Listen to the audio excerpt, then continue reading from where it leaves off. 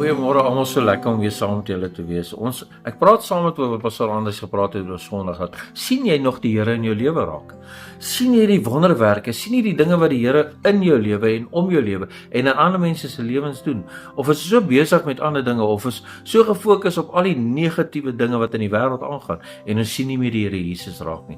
Die Fariseërs in Jesus se tyd het Jesus verwag as die verlosser, die redder wat kom, die belofte van die Vader af. En hulle het oor 'n paar 100 beloftes gehad wat in die Ou Testament gespreek het na die Nuwe Testament toe, en hulle kon nie eens terwyl Jesus in hulle midde is sien dat hy die verlosser is nie. Hulle het hom heeltemal gemis. Hulle het hom gekruisig want hulle kon nie sien dat hy die belofte van die Vader is nie. Is ons so besig met ons lewe?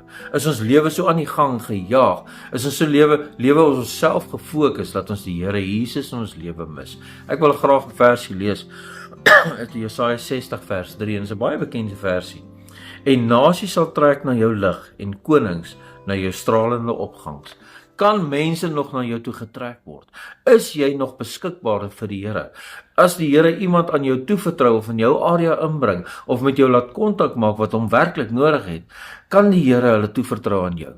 Is jy bereid om die mense te help? Is jy bereid om die stem van die Here te wees? Is jy bereid om die hand van die Here te wees? Is jy bereid om die ontfermde hart van die Here te wees? Na die mensdom toe. Die Here stuur hulle op jou pad.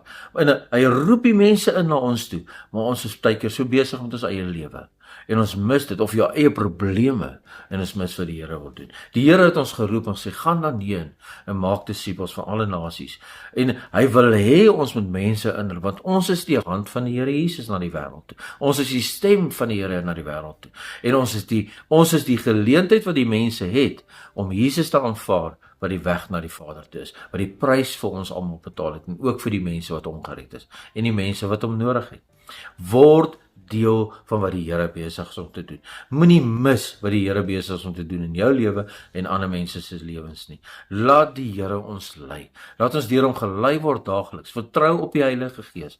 Vertrou op die Here dat hy jou sal lei vandag en dat hy jou sal gebruik en dat jy bruikbaar in die koninkryk van die Here sal wees. En dat die Here mense na jou toe sal stuur omdat hy weet, maar dis 'n plek waar hulle gehelp kan word en dat ons die hand in die stem van die Here is en dat die mense liefde ervaar deur ons. Wees deel van God se plan, dat die koninkryk van die Here uit aarde toe gekom wat Jesus ons kom voorstel het, en laat ons dit met die wêreld deel.